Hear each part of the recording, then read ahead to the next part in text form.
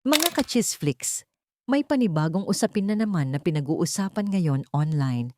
At this time, involved ang Olympic gold medalist na si Carlos Yulo at ang kanyang pamilya.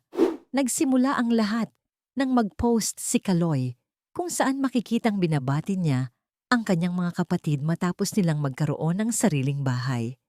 Isang proud moment para sa magkakapatid at agad itong umani ng atensyon mula sa netizens. Sa kanyang mensahe, ramdam ang suporta niya sa kanyang mga kapatid, bagay na ikinatuwa ng marami. Pero dito na nagsimulang mapansin ng ilang netizens ang isang bagay. May mga nag-check umano sa social media ng kanilang ina na si Angelica Yulo, na kilala rin sa pagiging vocal at proud sa mga achievements ng kanyang mga anak. Dahil dito, may mga nag-assume na baka may post din siya bilang pagbati sa bagong milestone ng kanyang mga anak.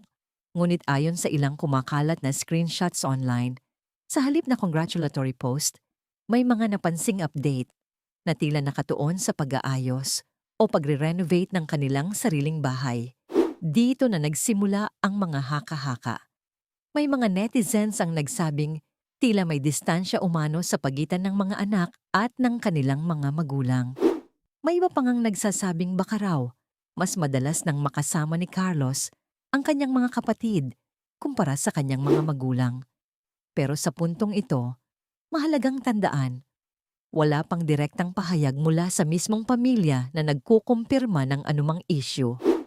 Gayunpaman, hindi napigilan ng netizens ang magbigay ng kani-kanilang opinyon. May ilan na nagsasabing normal lamang ito, lalo na kung ang mga anak ay nagsisimula ng bumuo ng sariling buhay. May iba naman ang nag-aalala at umaasang maayos pa rin ang relasyon ng pamilya sa kabila ng mga napapansin online. Sa social media, mabilis talagang mabuo ang kwento, kahit mula lamang sa mga simpleng posts at obserbasyon. Isang larawan, isang caption o kawalan ng reaksyon, minsan nagiging basehan na agad ng mas malalim na interpretasyon. Sa huli, ang tunay na estado ng relasyon ng pamilya Yulo ay sila lamang ang nakakaalam. At habang patuloy na naglalabasan ng mga opinyon, nananatiling mahalaga ang pagrespeto sa kanilang pribadong buhay. Kayo, ano sa tingin nyo? Normal lang ba ito bilang bahagi ng paglaki at pagiging independent? O may mas malalim na kwento sa likod ng mga napapansin online? Comment down below. Subscribe para sa mga susunod na ulat at chismis. Chisflix sana!